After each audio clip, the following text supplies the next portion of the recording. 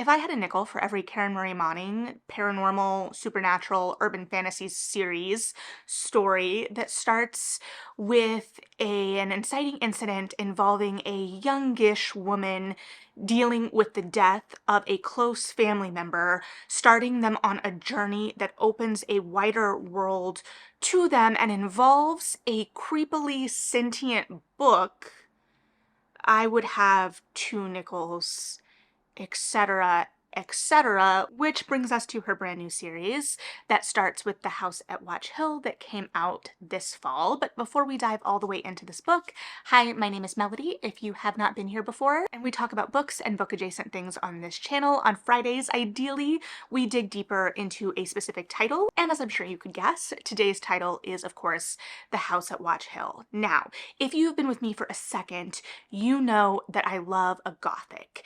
And if you have been with me for a second, you may also know that I have historically enjoyed Karen Marie Moning. I have not talked about her a whole lot on this channel, but when I was a teenager, she was one of the authors that started me on my romance journey. I was very much into her time travel Highlander romance series, which is kind of interesting when I think about the tone contrast between her and maybe even some of the other romance, historical romance even, that I was reading at the time. It's just interesting in context, but watching that tone also transition from that romance series into the Fever series. So she was very much a part of that paranormal romance zeitgeist, and then that moved into a larger series. Now, I loved the Fever series when it was coming out. I read the first few books at the library or from the library and would move on as I moved to college, because the series was still publishing, to purchase the books for myself, whether physically or on my very first Kindle. I remember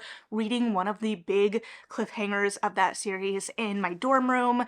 However, my confession is I have not finished the Fever series as it stands, in the sense that I have not finished the new part of the series. The original 5 books, yes. Iced, yes. A couple past, yes. Okay, I just double checked. The last I've read in the series is number 9, Fever Song, so I have High Voltage and Kingdom of Shadow and Light to go to complete the series, but something happened in Fever Song that made me so viscerally angry I had to stop. And that sounds very extreme, but it kind of circles back to this idea of the starting point of both Mac and now Zoe, our protagonist in this series, in this genesis of someone they love passing. In the Fever series, it is Mac's sister that sends her on this whole journey. In the House at Watch Hill, it is her mother, who she has been a major caretaker for. And so this book is very interesting because I have been eagerly anticipating a new work from her since I saw this announced, but also this is going to inevitably live in the shadow of previous work, and kind of finding that balance. And I also recognize that balance of kind of playing in realms similar to what your readers already enjoy, which I think this very much does, but also trying to tell new stories, which I don't know if this always succeeds in, but I do think that there are attempts. It's also of note that the Highland series and the Fever series, while loosely, still connect and exist within the same realm, even as the tones of those two stories are very, very different. So I went into this one looking for connections as well, even beyond the storytelling. And so here we are following Zoe, who is a 24-year-old woman that lives in Indiana. Though her early life was pretty transient with her mother, they moved around a lot, and so she doesn't really feel like she has roots anywhere, but if she has roots anywhere, it is in Frankfort, Indiana, where she is calling home at the beginning of this series, and her mother is dealing with late-stage cancer, and she is the main caretaker of her mother and working as many jobs as possible to try and keep up with the avalanche of bills. And it's interesting, and it was kind of nostalgic in multiple ways in this, because Frankfort is a part of Indiana, though not my home, that I recognize and is familiar to me and is within my kind of footprint in Indiana. And it took me back to discovering her books for the first time, or not the first time, but discovering her books at the library and looking at her author blurb. And to this day, it still says she has a bachelor's degree in society and law from Purdue University. And I grew up around near tangential to Purdue University, which Frankfurt also is. And so I felt a kind of kinship to her with that, even if her books never took place in Indiana, and she wasn't, to my knowledge, based on the blurb, from Indiana, so I couldn't make any cases for reading it in Indiana Lit, which was for the best, especially because I discovered her after freshman year. But there was this familiarity, and so this familiarity translated into this book in the original setting, because Zoe does end up leaving Frankfurt for Louisiana and a magical-ish, slightly hidden town in Louisiana in which she has an inheritance that she has not known about, and the promise of a great fortune that will make a lot of the debts that she is facing in relation to her mother's health go away. But it involves staying for 3 years without any long-term roommates and with a lot of conditions in this house that is almost kind of Winchester-y in how it's described, though I love a Gothic. And I love a kind of weird, creepy house, whether it's fully haunted or not. So I went into this with the understanding, and this book was kind of marketed as this is Karen Marie Moning's Gothic and her Gothic house book. And while the house exists, for sure, it didn't feel as immediate and present as I went in expecting, and it wasn't so much about the house as maybe it felt like it was being or wanted to be. Now, this book is mostly told through Zoe's first-person point of view, which is very reminiscent of the style of her previous works and kind of bridges. Her voice is very interesting to me because it really, I think, feels so nostalgic to me, like a late 2000s, early 2010s kind of voice. And even as the Fever series was publishing much further past that, that series, existed within its own kind of realm. And so now I'm approaching a new work that feels similar in some ways. And at first I couldn't decide if it was a good familiar or if it is a voice I have outgrown. And it's interesting in this and kind of timely in some ways, because when I was home for my grandma's funeral, I was looking through an old journal, and I had forgotten that one particular journal, diary, whatever we want to call it, I scribbled quotes at the front of it that really resonated. And there were a lot of Karen Marie Moning quotes in there. I wish I had it ready at hand. I can try to remember to look at it over the holidays. But there were a lot of kind of moments in this book that were reminiscent of that. And I had to sit and wonder, because what once would have felt so kind of revelatory and insightful, and I would have a real excitement over that wordplay, now, or at least in this iteration, to me it felt heavy-handed. And I think some of it may go back to the book itself and some of the structure of it that I struggled with. While it is largely from Zoe's point of view, we do have these kind of like part introductions that you probably can't see because of the white balance that feel very didactic, and it's not inviting us into the world, it's kind of telling us what the world is in a way that feels a little heavy-handed. And then we do get some breakaways to another point of view that will definitely become more pertinent as the series goes on, and we're just kind of seeding it. And in many ways, a lot of this book feels like seeding, because we are watching Zoe go to this house and she is supposed to feel connected to this town, and this idea of her taking over as an heir and her entire existence kind of being upended and her sense of self being upended. But the emotional tumultuousness doesn't always land for me or ring as authentic. It feels a little false and sometimes dated to me in its idea of empowerment, or maybe Zoe just feels so reminiscent to me of a protagonist from the 2000s. There's nothing really in particular about her that roots her to the current moment. I don't know if there's supposed to be or needs to be, but just some of her way of thinking even felt a little dated to me in terms of how she was approaching the world, how she was approaching personal relationships. And again, with that, a lot of like the emotional beats or changes for her as a character didn't feel super tethered to anything. I think the intention was that the house was upending her mental state a little bit, but there is never really a build of circumstance within the house itself or a build of tension within the house itself that feels substantial. I will say one narrative piece that I really did think worked and could have been played with even more was that there was this constraint of time within the narrative, in that the woman that Zoe was supposedly inheriting this house and this position and this lineage from had left her a letter that she could only open after an entire week within the house, and what can change within the course of that time. I thought that that was a really spectacular element that could have been beefed up, because I didn't feel enough change from Zoe that was organic. Rather, it again felt like we were seeding a lot of information and a lot of backstory that we would come back to throughout the course of the series. And there was one moment of revelation that was particularly frustrating to me, because it was just a somewhat sentient book that was kind of info dumping world building to us, and I found that particularly frustrating when we could kind of organically come into that information. And it made me really kind of reframe or reconsider what the world building of the Fever series was, because I don't remember encountering that world for the first time.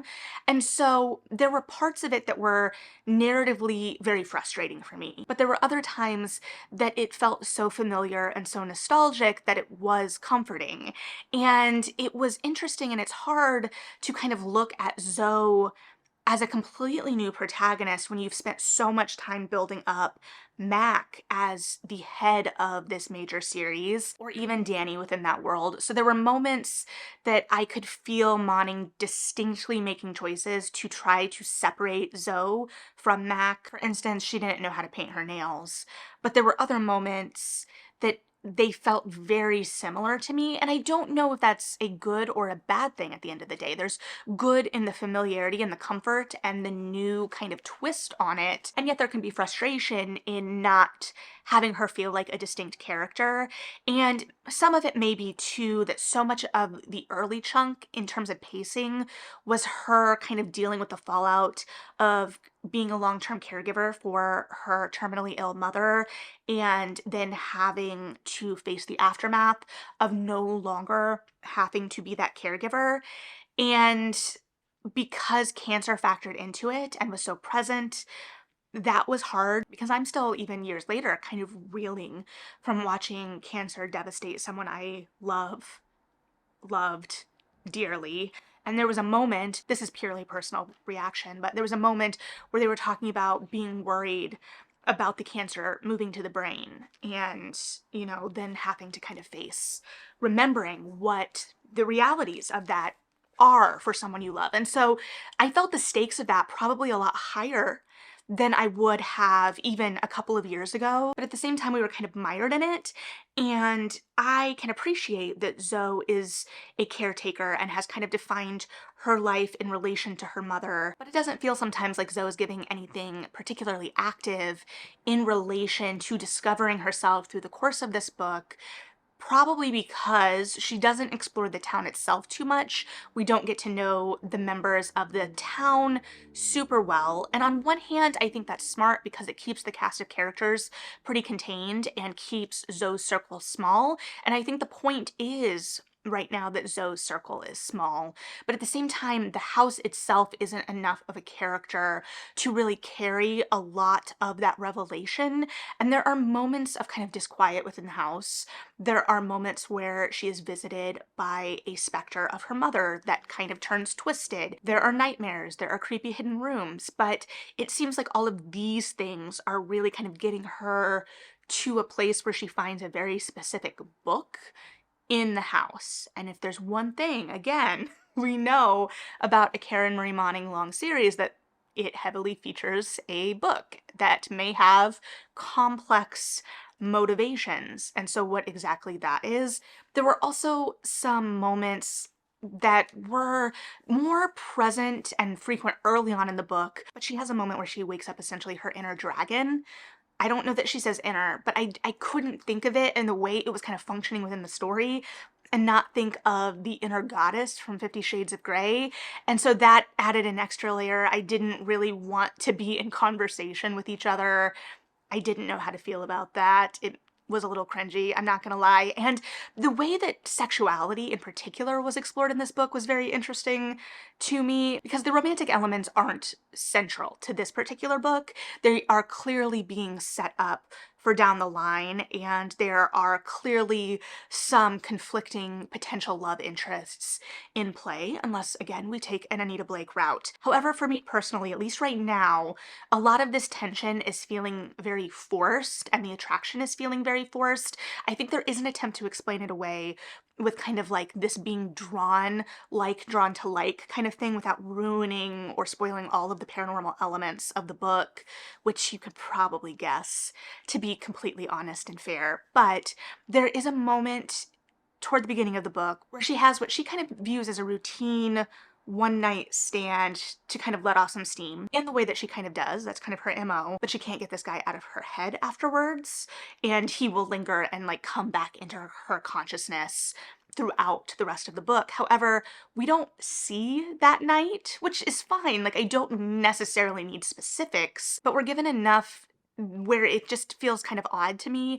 And I think the intent is this idea of letting the reader's imagination fill in the blanks and what would be a kind of life-altering one night for the reader. And additionally, because we don't know a whole lot about this mysteriously attractive guy that she has hooked up with and what he is up to. He also shares a very distinctive name with a former high school classmate, where the personalities of these two individuals, the character and the real person, are very, very different in a way that is very jarring for me as a reader. So I kind of understand that, but it reads so much differently today because there's so much focus on kind of the sensuality of it, and even how she approaches that and her love life or lack thereof throughout the rest of the book, that feels like a dated version in some ways of this kind of empowerment. And I don't know how to fully explain it, and I also don't think I would have wanted anything more elaborate at the beginning with that guy, because I had no emotional attachment to him at that point, and it had been taking a lot of time to get into the narrative meat and potatoes of things. We hadn't even gotten to the house yet there. So pacing wise, it would have been a very big detour. But at the same time, I don't know if it was enough for me as a reader to like buy the impact of that night. Along with that, there were some things, especially toward the end, that were emphasized within the mythology of the world that I don't know how I feel about how they read, even knowing I don't think that they were written with this intent. I think they were written with like the idea of exploring kind of matriarchal lines and the idea of female empowerment and whatnot. Again, not trying to completely spoil what kind of paranormal world we're working in here, but there's an emphasis on having children for one aim or another. And this idea of continuing the line, and also what that means or doesn't mean for your own power, which maybe that's where we're exploring and where we want that to live in terms of the exploration. But Zoe does want children, does want a family. That's explored, which I understand within the context of, one, how close she was to her mother, and two, just how much she longs for bonds, and she just enjoys children. She wants children. People want children. But the focus on having children and almost making sure people have children and continue their lines, that I don't really know how I feel about in the current environment.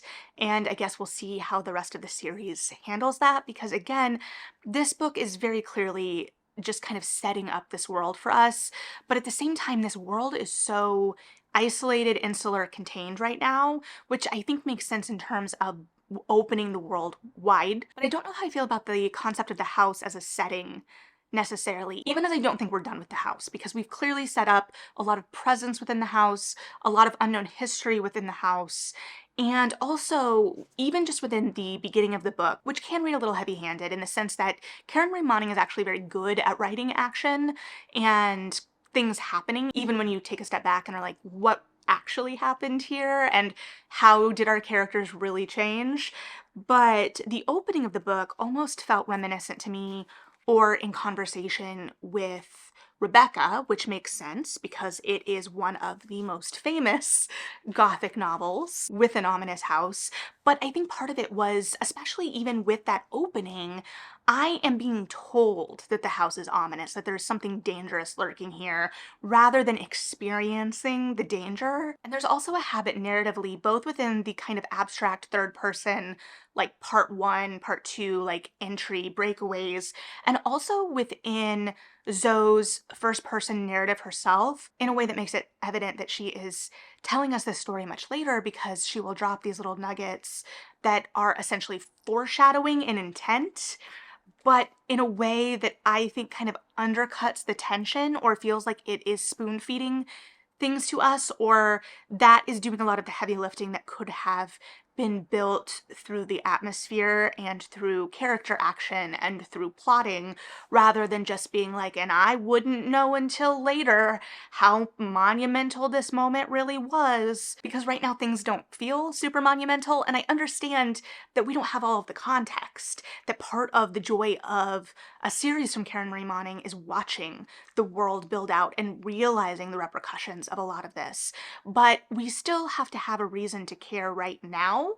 And I think that that could have been amped up a little bit. And maybe it was just that there wasn't a Barons-esque figure lurking in the background to kind of build the tension that way. There were still potential love interests lurking in the background. I didn't feel them as immediately as I remember feeling the setup with Barons. That could just be age.